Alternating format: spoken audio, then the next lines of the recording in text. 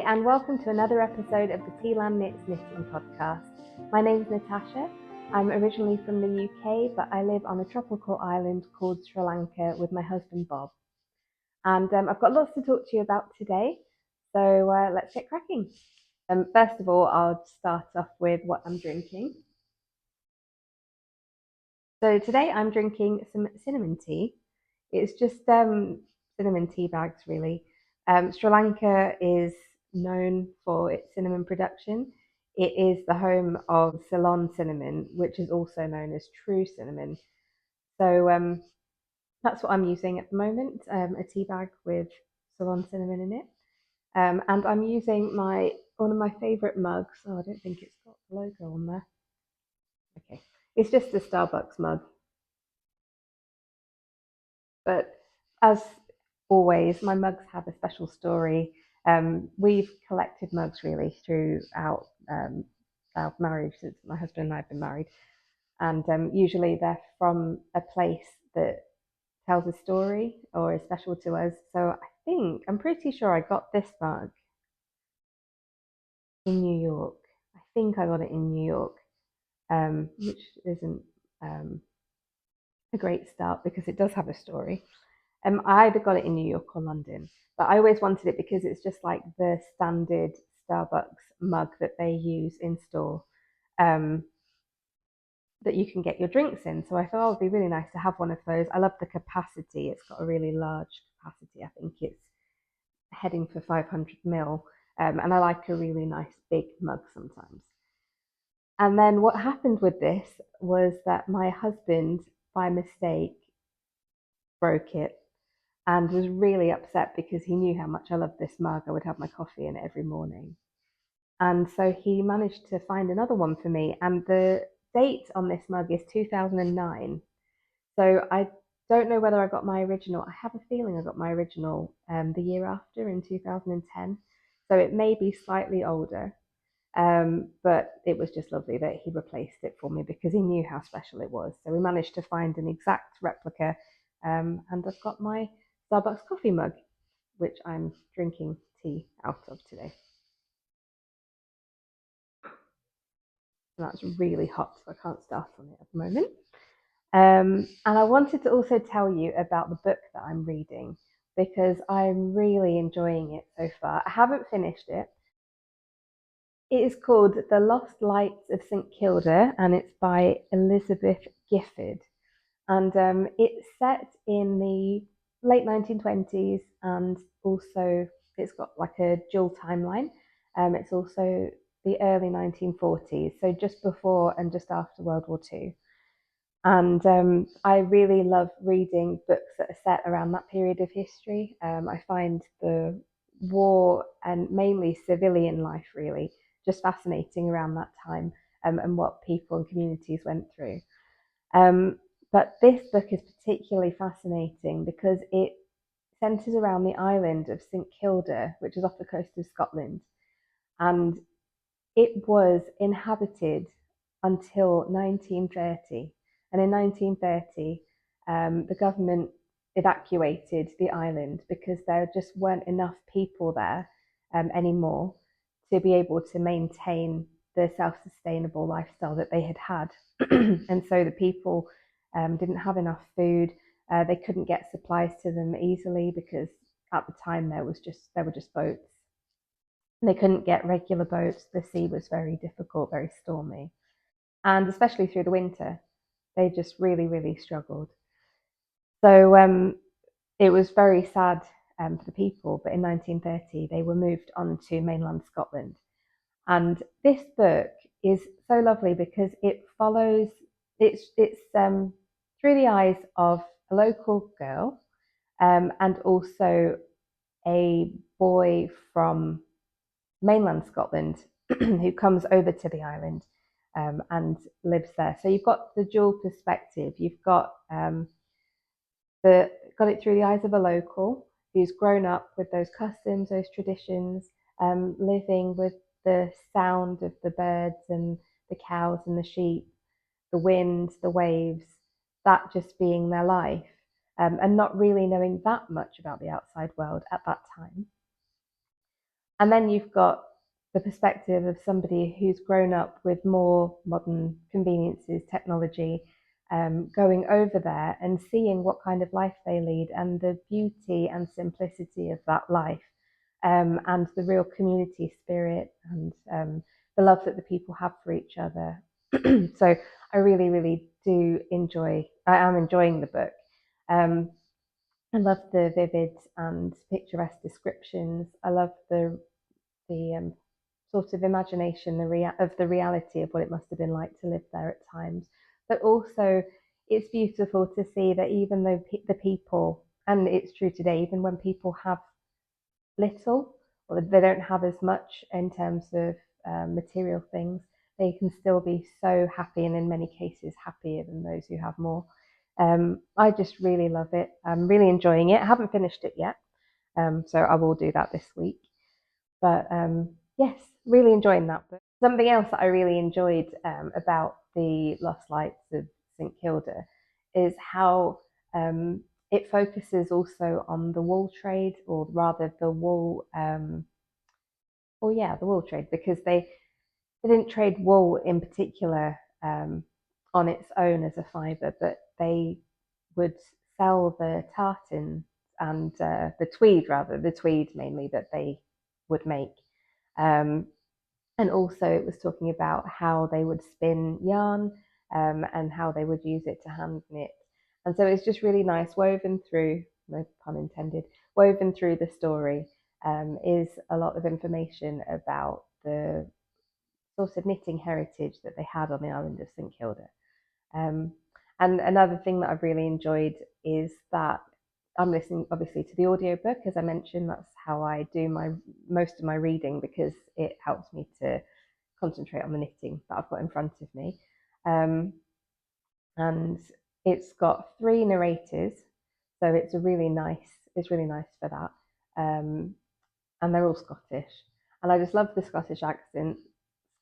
Scottish accents take me back to my childhood, teenage years, when I would go and visit Scotland with my family pretty much every summer. We would go up there, and I've got so many happy memories of Scotland, and I just love it. And so being able to listen to a whole book with Scottish accents about Scotland, it's just been really, really enjoyable. So I'm still loving going through that book. And I did also want to mention, I did finish A Tale of Two Cities by Charles Dickens, and it was good. It was really good. Um, I did enjoy reading it. I enjoyed finishing it. It was quite gritty and a little bit, well, I mean, it was set during the French Revolution. So the descriptions and the gore and the violence was a bit much for me. I do enjoy reading things that are a little less gruesome. At the same time, it was like a window into history and into what life must have been like for those people back then. Oh, it was just horrendous, and um, horrendous for those that died, like the gentry that died. Also horrendous for the peasants. Just an awful time, really, in history, and it was good to learn about it more and just have a bit more of an idea of what happened at that time. Because I have learned about the French Revolution, but I haven't really visualized myself there and understood or tried to understand what the people went through. So I really, really enjoyed reading it, but I'm also happy that I'm finished. I'm looking forward to some gentler reads at the moment. So next I wanted to show you my whips that I've got, my works in progress that I've got on the needles. So I have actually got two, which the first one you might be surprised actually that I haven't finished it. I was expecting to have finished it by now, but I got really excited and wanted to start knitting the cardigan, which is my second work in progress. If you follow me on Instagram, then you'll have seen in my story that I started knitting that. But also because I need to work out my sleeve decreases, and it's not difficult and it doesn't take long, but I just haven't I haven't done it because I wanted to start knitting something else. So that's just typical me. But it's at the same stage that it was last week, except that I have started on the arms. So so I think I've knit 2 inches on the arms, and then I realised that I needed to stop and work out my decreases. At first, I was just going to do the arms plain, but then what I realised is I actually wanted to add some add some cabling to the top of the arm, to the top of the sleeve. So it's very difficult to show you because they're really bunched up on these circular needles. But I've got plain stockinette stitch, and then I have got some sort of texture, knit pearl texture, seed stitch, and yeah, and then the main cable down the middle. I chose not to add chunky cables like the chunky cables that I've got around the front like this, just because partly it's for practicality, because when you're like moving your arms around, you do sometimes knock and get caught on things. And these cables, the little twists, they do have like one very small strand of yarn that runs across the cable, and I just didn't want to get them caught in anything. And they're also a little bit chunky, so for a more seamless sleeve, I decided against having the sort of rope, what I call rope cables, on the sleeve as well as on the front. On the front, obviously, you're not getting things caught on it as often or as much. So I think that on the front it'll be fine. I mean, obviously, cabling is age old knitwear style, so it will be fine anyway. But I just decided against it for the front of the cardigan, for the front of the jumper. Sorry. But then I started working on the cardigan. So if I can get, again, I don't know how much I can reasonably show you, but let's see. Okay, so this is where I've got so far on the cardigan. I knit the back first, and then I used the same construction. I used a Vickle braid, lateral braid, to pick up, before picking up the stitch, sorry. I picked up the stitches and I added a lateral braid.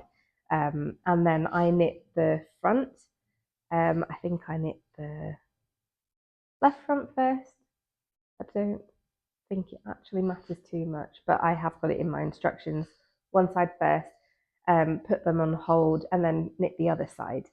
I did try when I was knitting the jumper, I did try to knit them both at the same time, and I got really confused, and I got my row counts confused because I skipped some rows on one side, and I ended up having to undo the whole thing on one side and start again. So I thought rather than making the same mistake twice, I would just do one side and then stop and then do the other side. This has been pretty good. It's been fairly easy. So what I've decided to do, I did, so the neckline is a little bit lower than the jumper. Um, I, I'm just knitting. I'm going with it. I'm going with it, and I'm going to see what it's like, because obviously it is going to have the button band here as well. So it's going to come in by at least 1.5 inches, maybe 2 inches. With me, with cardigans, I don't like it when they're very close to my neck. Um, I think I mentioned before, I don't really like it when I have anything really close to my neck. But with cardigans, I prefer them a little bit lower because usually they're a layering piece. They're the top layer, and I've got something underneath. Usually I want to show that little bit of something there. So I'm hoping that the neckline will kind of scoop down a bit more. I decided to do cabling on, let's see, oh, it's inside out. Let's see if I can show you. So what I've done is I'm doing the T leaf cable that I told you about last time. That's what I've decided to call it.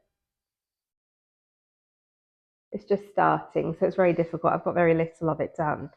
But what I decided to do was do it on both sides, um, so that they sort of flank the button band.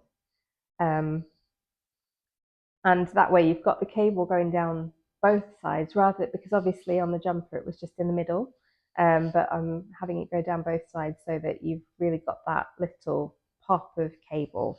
And then I've added some other cabling and texture on either side to sort of build up the pattern. And I think I'm going to do some ribbing under the arms, on the body, and then on the sleeve. And I've decided to, I think I did mention this before, I decided to do an all over texture pattern this time. So this is in, I think that stitch is called double moss stitch, because I've seen moss and seed stitch being sort of classed as interchangeable, but I think that they're just one stitch deep, or one stitch, yeah, one stitch deep. But this is two, so this is two pearls stacked,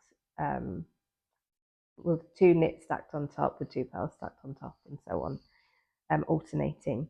So I think it is double moss stitch. But anyway, what I'm going to do, because it does change the gauge a little bit, when I write the patterns, my plan is to write them up so that they're interchangeable. Because I know for some, a lot of seed stitch like this, a lot of moss stitch, double moss stitch like this is going to be a bit daunting, or just not doable because it's just so much purling. I know that there is obviously you're purling every other stitch.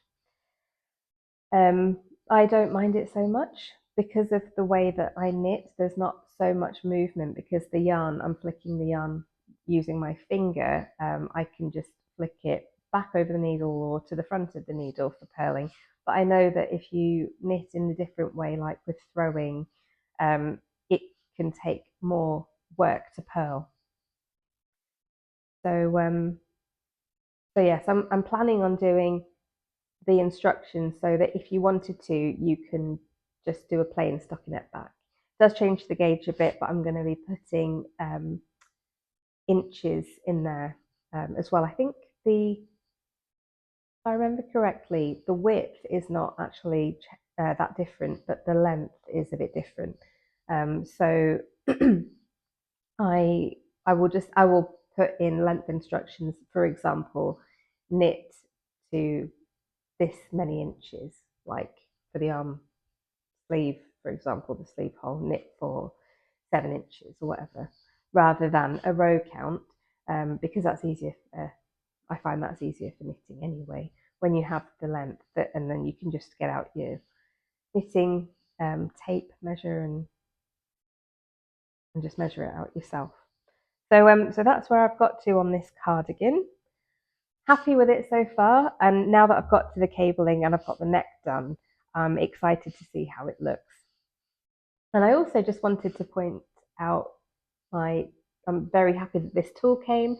This is just a crochet hook, and I was given a crochet hook by a dear friend of mine in the UK, and I literally just had that one.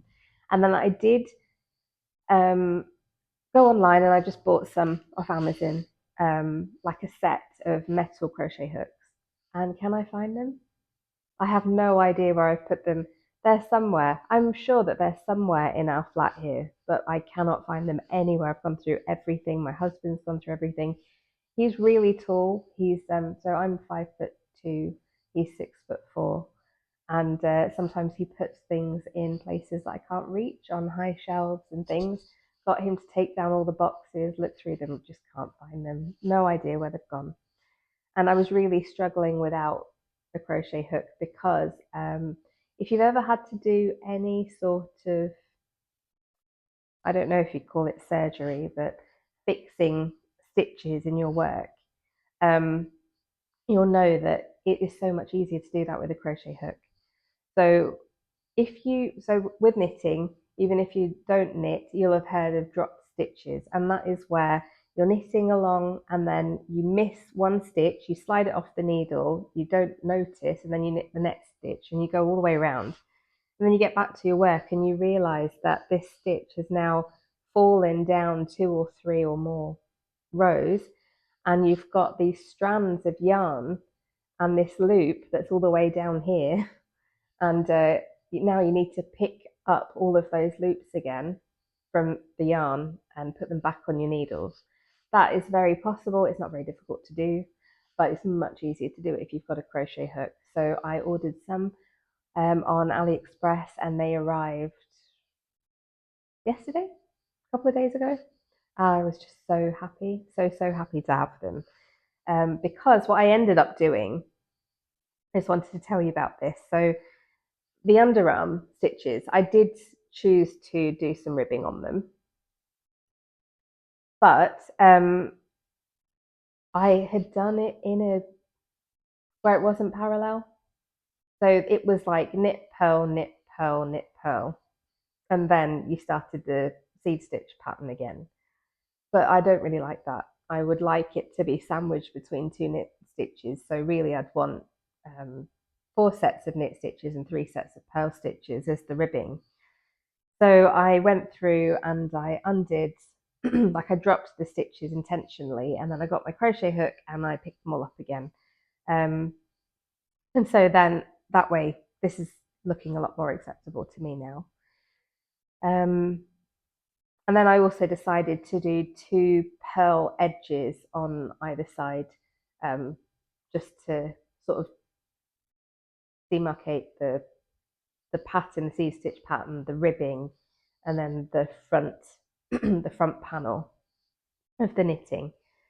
Sorry, my voice, I don't know what's wrong with it today. It's like a little bit, sounds like I've got a frog in my throat or something. I'm not feeling unwell, but just a little bit gravelly today, so apologies for that. Keep trying to get rid of it, but it's not going anywhere. So, let's see. Is there anything else I wanted to tell you about this? Oh, I did note, I have learnt from this how to make a neat bickle braid, lateral braid. So I will share that in the pattern information, because if you've ever done one before, you'll know that the stitches after, so once you've done the braid, if you knit down, say, after the first row, the stitches in the next row can be really baggy and loose. And it does block out. I think it mainly blocks out, but I don't really like seeing all of the holes in between the stitches. But I've worked out a method of getting them a bit tighter. So I'm going to finish the knit, block it, see how everything turns out, and then I will share it in the pattern when I do write it up. But yes, I think that's all I wanted to say about that. I also hope that the sound is a bit better today. So I am wearing a microphone. If I've been tapping it and that comes through, I apologise. I'm getting used to it, but yeah, the sound did sound a lot better when I was just doing the test. So hopefully it won't be so echoey. That will be brilliant, because this is quite an echoey room. Although I don't have the AC on at the moment. I'm having quite a cold. I'm not ill, but I'm just having a bit of a cold day. I think I worked in the office and we had the AC on because I was doing some of my work, and I was just at the computer, and sort of when I get my head down and I had a deadline to meet, I just don't think about anything else. And when I finished, I was like, oh, I'm freezing. It's really cold in here, but it was set to like 28 degrees, so it's not like it's actually cold. But I just got really cold today, so I've come out here and I haven't put the AC on, so it was probably going to be a bit quieter anyway. Yeah, so I wanted to share another tip in the tips section of this podcast.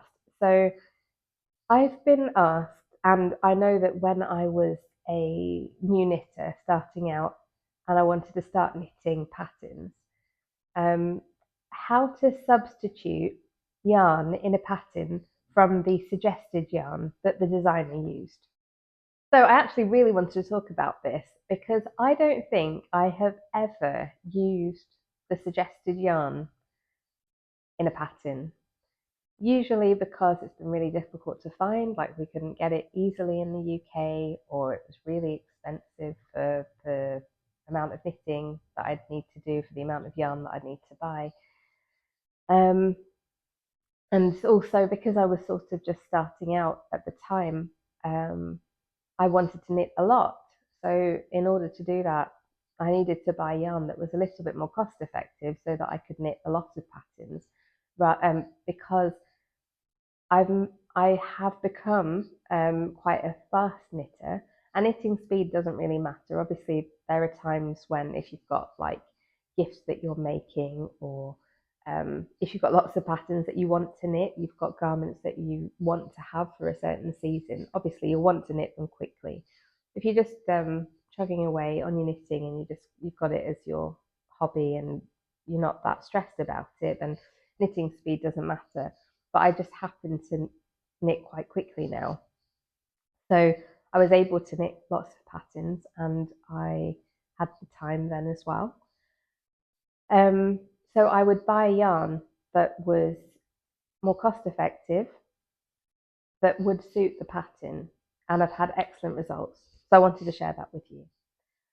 So how I would do it is, first of all, if there's a yarn that you're happy with and you have a brand in mind that does nice quality yarn, um, that you like to work with, then that's probably a good place to start. So I personally, for a long time, I was mainly just using Drops yarn. I have mentioned them before on the podcast, not sponsored by them. And I would use a mixture or different kinds of different lines of their brand, depending on what the pattern called for.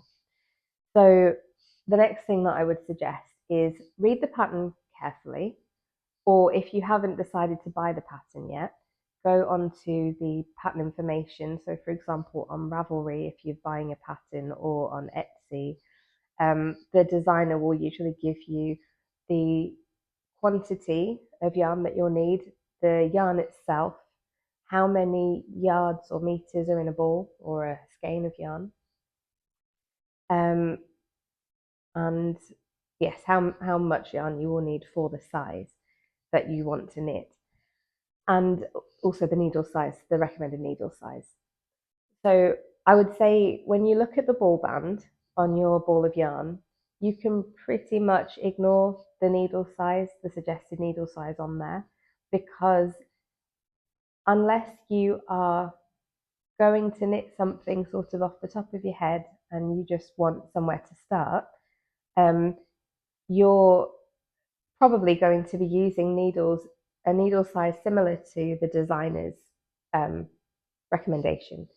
It's true that your knitting gauge might be a bit tighter or a bit looser than the designer's, so you might have to go down or up a needle size or two, but you're probably not, if that needle size isn't close to the size on the yarn ball or hank skein, then you probably can just disregard that information. So then I would look at the yarn that the designer calls for in their pattern. So if you go and research that specific yarn, it will tell you a lot of good information about the kind of fabric that the designer wants to produce with the yarn that they chose. So for example, is it 100% wool yarn? If it's 100% wool, then it's going to have sort of a lot of lift. It will be very light and airy to wear. It may not have as much drape than if the designer had used a yarn that was part wool, part alpaca, for example, or other fibers, because the alpaca yarn is more drapey. It just naturally has those qualities. It's very soft and very drapey, so that the garments that you knit with that don't have as much spring, like they don't spring up as much as the wool yarn. So, for example, say that a designer has chosen a yarn that has the fiber composition that's 50% wool and 50% alpaca. So if you find a yarn that is similar to that composition, the garment that you produce, the fabric that you will knit, will be most similar to the designer's fabric. If the yarn that you find is 70% wool, 30% alpaca, then you'll just have to know that your garment probably won't be as drapey as the designer's garment. If you choose something that is 70% alpaca and 30% wool, just bear in mind that the garment you knit is going to drape a lot more. It will be heavier. It will probably, with wear, lengthen over the course of wearing it, and it will probably spring back a bit when you wash it. So if you, obviously in the end, you can knit with you can knit a garment with practically any yarn, and you will get a finished garment probably that you'll love. But by going with yarn that is the same or very similar composition as what the designer chose, you are going to create a fabric that the designer intended for that garment. Then it will sit on your body more like the designer intended, and it will have the same sort of properties. It won't drape as much, or it will drape more, whatever the designer chose, really.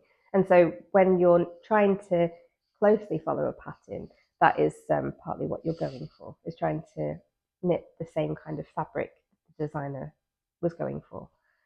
But of course, say you wanted to, because you're allergic, say that you're allergic to wool, or you've got a big bulk of a certain yarn in your stash and it's not the same composition, or it's not even the same fiber that the designer chose, can you use it? Yes, you can use it. I would just say knit a gauge swatch, see how it compares to the designer's gauge that they asked for in their swatch.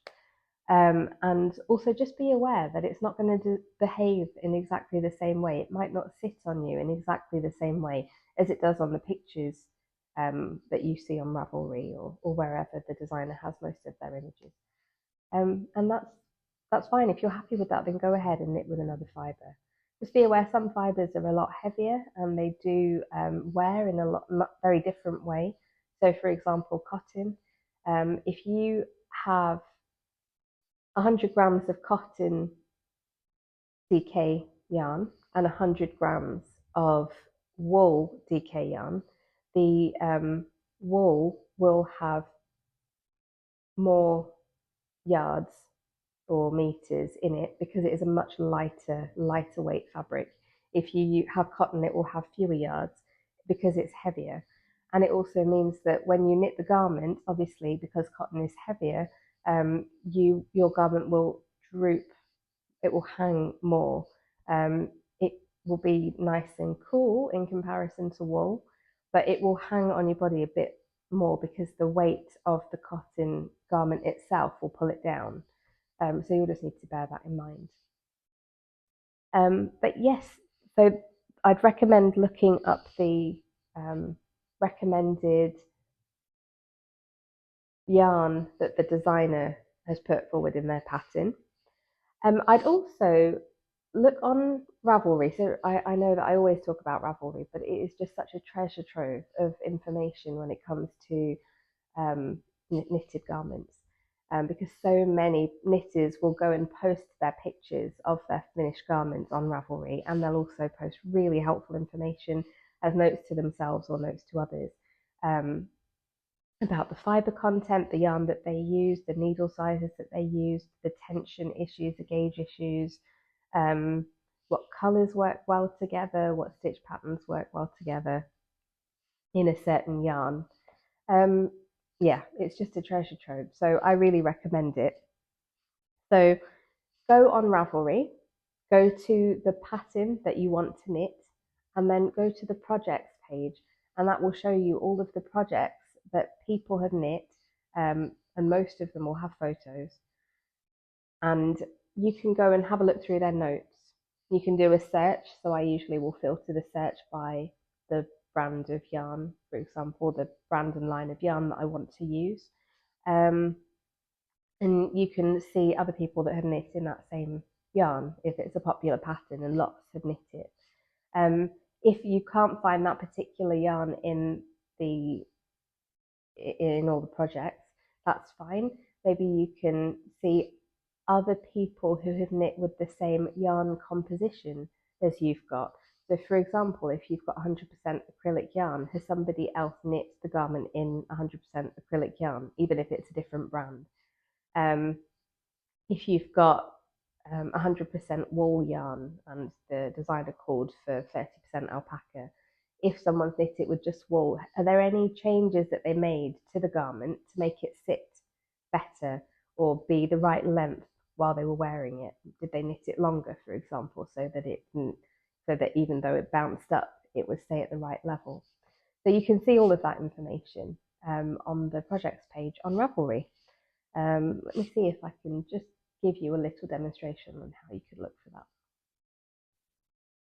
Okay, so you go to ravelry.com and then you go to the search bar and type in your pattern. So I'm going for the Weekender because I think that's the pattern we discussed last week. Press search. Go to the right pattern because there are a couple with the same name. All right, now I've noticed that I've got a suggested yarn in there, but anyway, Brooklyn Tweed Shelter, which she's recommended as the yarn to use for this jumper. But now let's go into the projects. And if we search within the projects for drops yarn, just as an example, and then we see all of the different drops yarn that people have substituted. Now I noticed that a lot of people have substituted drops air. Drops air again. But we're going to just click through to this jumper that uses drop soft tweed. Sorry, I clicked there by mistake. Go back into the actual project. Okay, and so now we can see that this Ravelry user has used the drop soft tweed yarn, which I've also discussed on this channel. And so now you can click through to the yarn and just have a look at the specs. So look at the weight, so it's DK, how many yards in a ball, what the composition of the yarn is. And you can do a comparison if you go back to the details page and we have a look at the yarn that is suggested. It's Brooklyn Tweed Shelter. And so if we scroll down, we can have a look at the yardage, the weight of each ball, and have a look at the yarn composition as well, have a look at some of the specific information to do with that yarn and also the fibre content. Now, another thing you want to do, which may seem obvious to some, but when I was a new knitter, I just could not work out what all of the different yarn weights were, what they meant, what the words meant, or the numbers. But when you look for substitute yarn, I would say that you'll have the easiest time of it if you look for like. So if your pattern, your chosen pattern, is knit in DK weight yarn, look for yarn that is DK weight. If it's knit in 4-ply yarn or fingering weight yarn, look for 4-ply or fingering weight yarn so that you can easily substitute the yarn. Now, what you can also do is you can double up thinner weights. So for example, DK is actually two strands of 4-ply or fingering weight. Fingering weight, I think, is 2 strands of lace weight. And then you can obviously combine fingering weight and lace weight. I think that would make sport weight. Sport weight is in between DK and fingering weight. So that would make sense. But I haven't looked it up. So if I'm wrong, please forgive me. But that is something that you can do. You can just substitute um, the like 2 yarn weights to make the next yarn weight up the category of yarn that you want to be knitting with, or just go with the category of yarn that you want to be knitting with in the first place. That will, especially if you're a beginner knitter, that will make life a lot easier. Obviously, you still need to gauge swatch, and you will need to adjust your needle sizes up or down depending on what your gauge tells you. And the last thing I wanted to say was check the recommended yarn that the designer wants you to use, or recommends you to use. Check the yardage or meterage of one ball or one skein of that yarn. And then go to the yarn that you are planning to use and check the yardage or meterage of that ball or skein of yarn. And this will tell you some useful information. So if the recommended yarn has fewer yards than the yarn you want to use, that means it's thicker. And so probably your gauge swatch is going to be slightly different. You might need to go up a needle size so that you have so that you match the gauge. If it has more yards than the yarn that you want to use, then it means it's thinner than the yarn that you want to use. And so again, you'll need to change. You'll need to probably go down a needle size to meet gauge. But always gauge swatch. Maybe you're a tight knitter and so you don't need to change needle size. Maybe you're a loose knitter and you don't need to change your needle size. So just always gauge swatch, especially when you're substituting yarn, and just make sure that they match. Do as much research as you can and you will get a fabric that you are expecting, more likely to get a fabric that you're expecting when you knit your garment. So I was just trying to think if there was anything else I wanted to tell you about knitting, and I'm still waiting for my yarn holders, my yarn management system. So I'm really looking forward to getting those.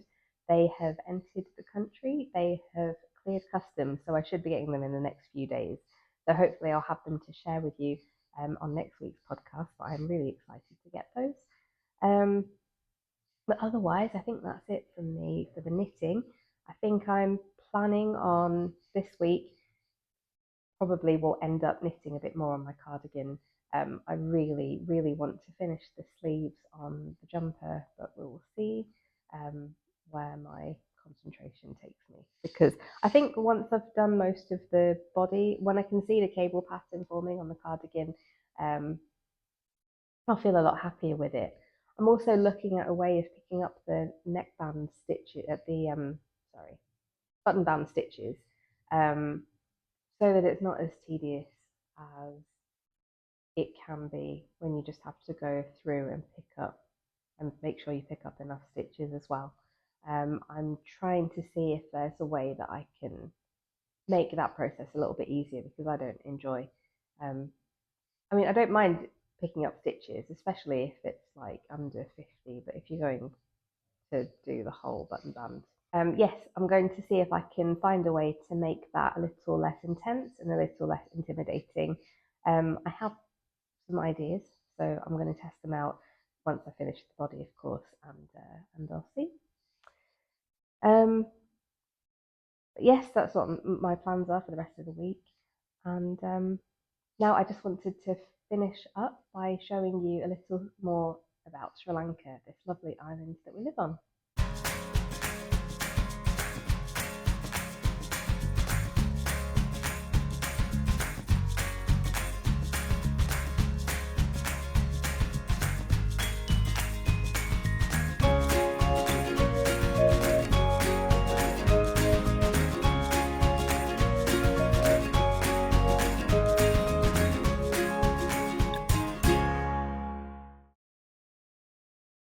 So I wanted to tell you about the coconuts here in Sri Lanka, and specifically, actually, the big orange coconut, which is called tembili or king coconut. And like the word orange in English is related to the fruit orange, The colour orange in Sinhala, in the local language, is Temberley, and that's because the king coconut is bright orange. Um, so coconuts are vital. They're intrinsic to Sri Lankan culture, Sri Lankan cuisine. Um, the coconut is used in all sorts of ways for food, for drink, um, fire, like firewood, kindling, um, and also, yeah, as a fuel. And the husks are used to make sort of black coconut matting as well.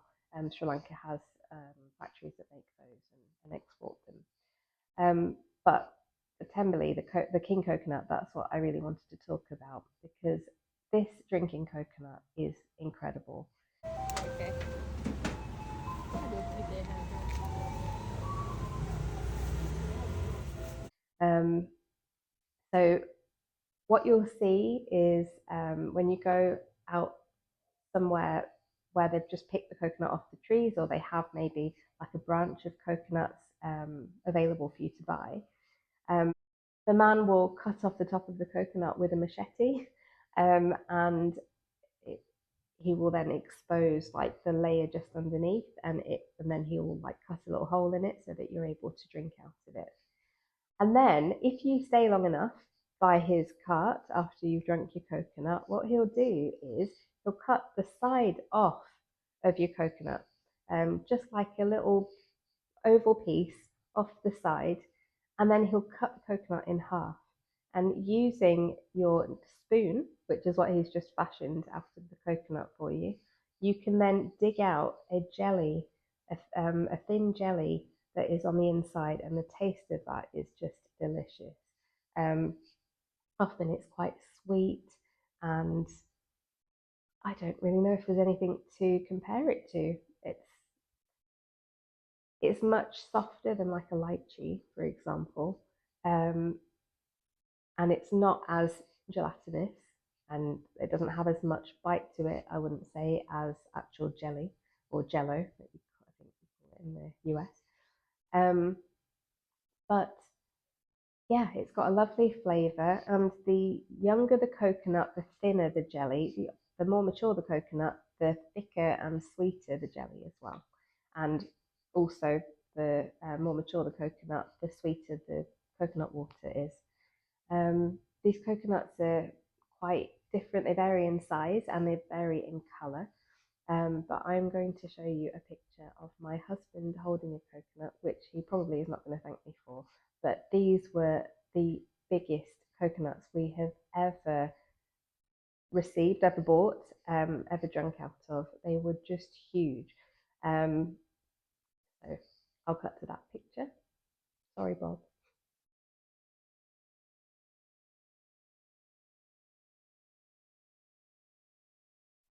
And yeah, I really recommend that you try them. They're very different to coconuts that you can buy in Thailand, for example. We would regularly drink coconut and eat the jelly because the Thai coconuts, obviously, they do have the jelly in there as well. But the flavour was totally different. I loved it. The flavour of Temberley, of king coconut, is totally different again. So it's just the different varieties. There are other varieties of coconut in Sri Lanka, but I haven't yet had had a really good sample of that. So the king coconut is the most popular, and so far I haven't seen them anywhere else. I have mainly seen them here in Sri Lanka, so definitely something to try when you come up here. Very, very hydrating and delicious. All right, well, that's everything from me today. Thank you very much for sticking with me if you have made it this far. Thank you for supporting my channel by watching the podcast that I put out each week. And thank you for your comments and also any information that you would like me to talk about on another episode. That is really appreciated. All right, until next week, have a really great week yourselves. Happy knitting, and I'll see you later. Bye.